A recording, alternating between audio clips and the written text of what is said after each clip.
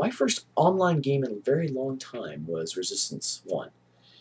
And I played through the game, loved it, and I actually was like, alright, let's try the online multiplayer, see how this goes. And I sucked. I was horrible. I had like a .5 or .8 KD after playing for a good while. I wasn't really getting better at all. And randomly I saw that there was myresistance.net. And it was a huge forum based on resistance for gameplay comments and feedback. And there's also a program called Save a Noob. And I'm like, what? Save a Noob? Click. Checked it out. And they actually had tips, guides, and tricks on how to improve your game, how to get better. And there are people who are willing to coach other people, like bring them into a game and coach them. And that was awesome to me. And after I read on the tips to how to do better, I started applying those, and I actually really started noticing a difference right away on how to get better. And I'm like, holy shit, this is working. This is awesome. And right away, I went back to the community, became a part of it, because I had to show my appreciation that, hey, this worked. Thank you for putting the time and effort to help me get better. You don't know me. You don't know my history. We're not friends. But you're willing to do this for me, and thank you. I'm actually having a lot more fun now because I'm getting better. And so it was that experience that really kind of imbued a sense of wanting to help other people, because that's what had been done to me, right? So being able to do that for other people, that anytime I get a positive comment like, "Hey, Cam, thank you," I'm happy because I've done my goal. I've done what I've set out to do. Which is added value to someone's purchase. If they purchase Resistance 2 or purchase Uncharted 2. And I've been able to assist them in getting more enjoyment out of that purchase, then it's a win. You know, I feel good about it. They're happy with their gameplay, and that's a good thing. The real life series is fun to do because I love doing the stuff. Don't get me wrong, I loved it. The hikes, the zip lining, all that stuff's fun. But I love sharing the message. Real life should come first. Use gaming as, you know, just an augment to, you know, enjoy the rest of your day. Don't make it be the only thing in your life. It's the same as anything out there. You know, too much food, too much sex, too much drugs, too much video gaming, too much everything. It's a bad thing. So I really like doing that. Classic series was fun as well, just because I grew up gaming and a lot of memories there. But the favorite series to me is just the video that helps whoever. Helps you, helps them, helps whoever. That's my aim and that's my goal for the most part. Most time, I mean, sometimes I get a little bit happy and kind of cocky, but in a good way. Because I'm using it to help other people as an example. In the moment, I might be like, oh yeah, how do you like that, bitch? What? But I'm also using that as a tool to show people, listen, this is why I succeeded, right? And in the most part, I will always give someone a chance. I'm not just disrespectful for the hell of it. You know, I always give someone a chance on the other team as well. So, pretty much, yeah. Any video specifically that adds value to someone is my favorite video. I get comments almost every day about how I've done that. So that means a lot to me, and I'm happy to hear that it's working and it's helping. So thanks for your question, Corinne. Appreciate it. Here we go. Question from John. Have you thought about buying Portal 2? Why or why not? And straightforward question or answer to your question is no, I have not. And I don't plan to buy Portal or Portal 2. Not because I think they're a bad game. In fact, there's a lot of people who love them to death. That's why there was a huge debacle that originally it wasn't. Or was there? I'm going to shut my mouth because I don't know exactly, so never mind that comment. But I don't plan to get it just because it doesn't interest me. And that's not me saying it's a bad game, it just simply doesn't interest me. I'm not stupid, But I also don't like a large amount of puzzles to my games. I like some puzzles, for sure, but based on brain teasers and just eventually it just gets to me. It's like, I'm at work thinking all day long, and this type of thinking, getting from this part to this part, is just not necessarily fun enough for me to get something out of it. And I know a lot of people love getting that feeling of accomplishment that you got through that puzzle. It's almost like a Sudoku or word search or crossword.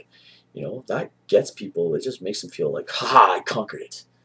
And that's excellent, but it's just not for me. It's not one of my strengths, and so, excuse me, it's just not one of my strengths. So that's why I don't plan on getting it. But hopefully, you guys have been enjoying it, having a good time with it. It looks like the characters or the robots in there are kind of cute. I can see some humor, enjoying their interactions and stuff. So thanks for the question, John.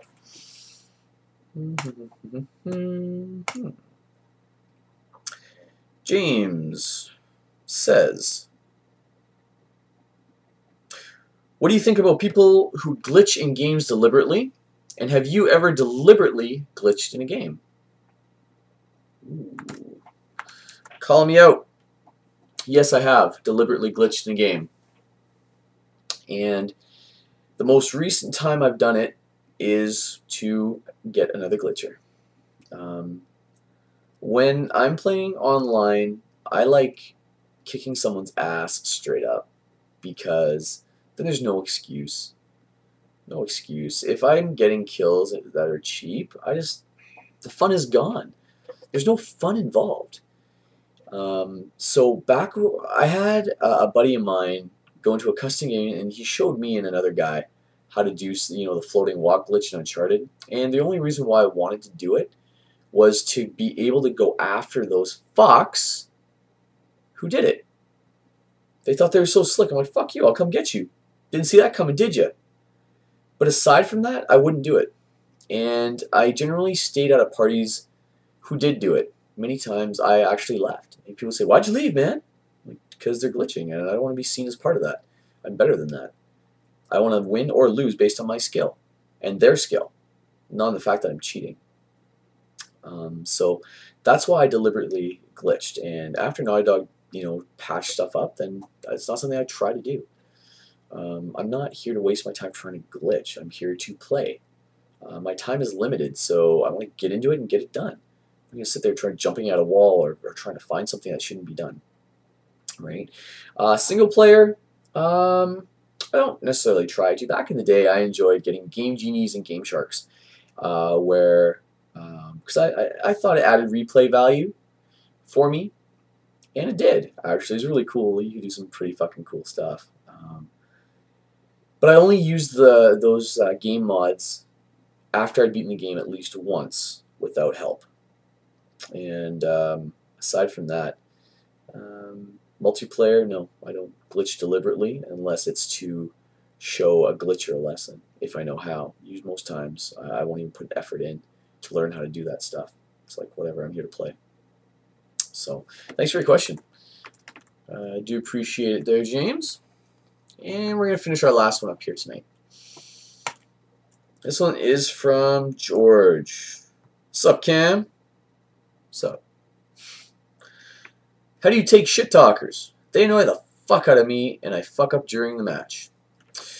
Yeah, well, shit talkers are shit talkers. You're never going to get away from them. They're always going to be there. It's part of the online experience. Why do you think in every game it says ESRB ratings are null and void when you go online? Because they can't control it. And you can go and you can whine to Xbox Live or PSN to report people who are calling you a big poopy. But it's just part of the online experience, and for better or for worse. And the question is, who do you surround yourself with? Right? Who do you surround yourself with? Are you in a lobby that your team just starts shit talking right away? Right? Or do you even have a party? You don't have to be a part of a party. If you're single, do you just shit talk for the hell of it? Right? I'm not saying that you do, George. It's a rhetorical question in that Um, I generally don't care. I let my game speak for myself. Eventually, at some points, I get slightly annoyed. I'll be like, I'll let people know. I'll either taunt it, maybe, or I'll say something over my microphone.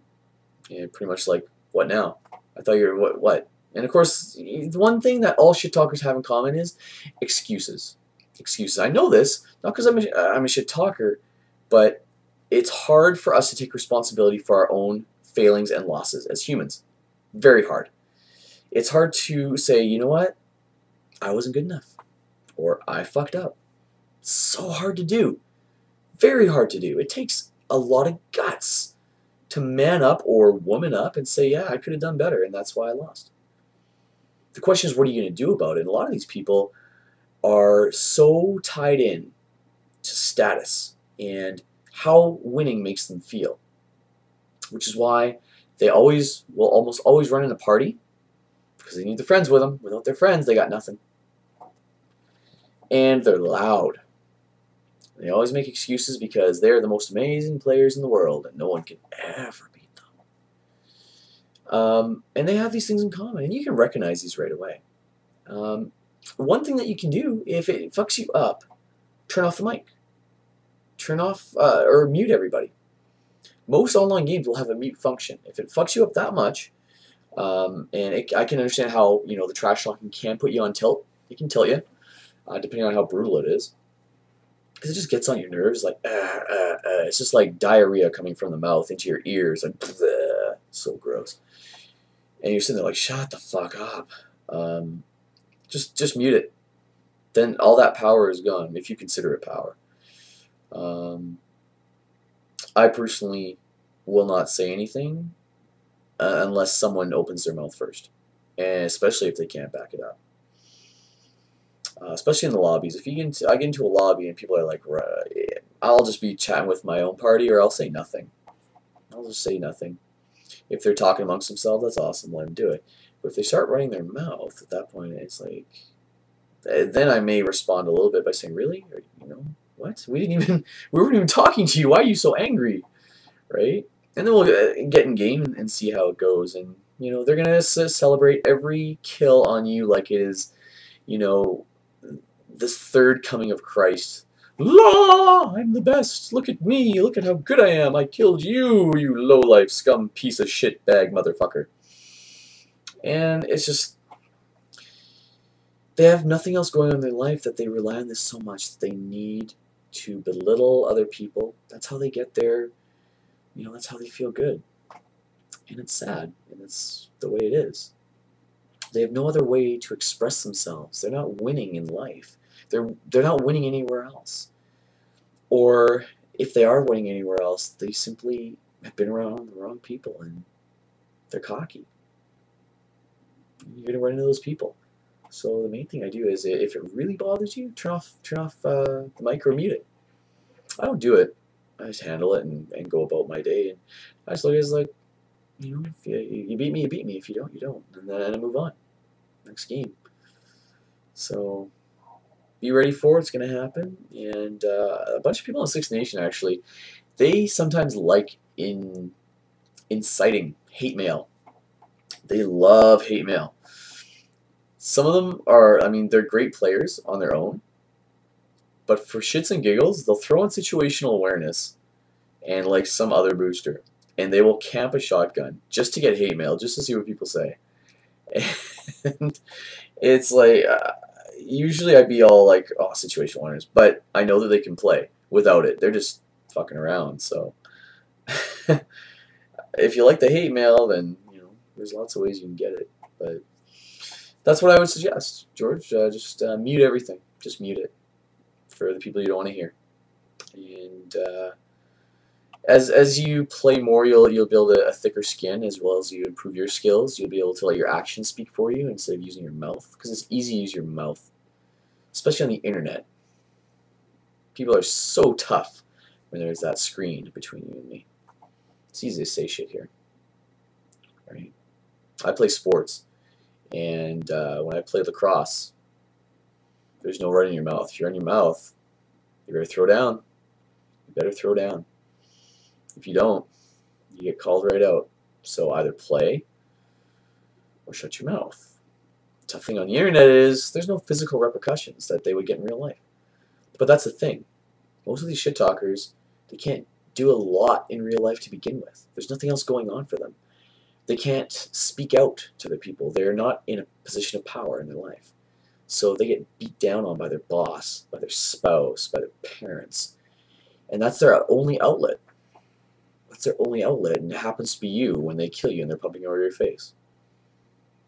So, I mean, I look at that as an extension of the real person. Is this how you treat people in real life? Really? And I'm glad you're on my friends list, because I have a lot of other cool people that I'm so looking forward to getting to know. So that's the way I look at it, George. Hopefully that helps out, buddy. That's the questions for tonight, guys and girls. Just gonna keep it there because I've already been super long-winded as it is. You notice how I have a habit of doing that? I think I have a problem. I need to go to Talkers Anonymous. I chatter, chatter, chatter. But if you have any other questions, please feel free to email me at gamercam@shaw.ca. Hopefully in the future I will be able to plan a little bit better my schedule so I can announce in advance when I'll be on MSN Live, because this whole time I've been fully MSN. Everyone's offline. It's like, what is it, 12:49 in the morning in Vancouver, so yeah. It's not surprised no one's on MSN. So once again, if you're looking for other cool people to play with, or just get some cool feedback on games, or if you want to talk about games and stuff, head over to sixnation.com. We keep getting new members all the time, and it's just for, you know, a good solid gaming community with good people, and that's all you want. Good people. It doesn't matter if they're good at the games or bad at the games. There's some amazing players, you know, game players, amazingly skilled, and we got some really solid players. But we also have people who are, you know, not very good as well, and we welcome everybody. So if you're looking for parties and groups to just be a part of and get some laughs, Six Nations where it's at. Absolutely. I thank all of you for your questions. I appreciate it, and look forward to answering your questions again in the future, and hopefully I'll have more videos for you moving forward. Take care and enjoy your games, guys.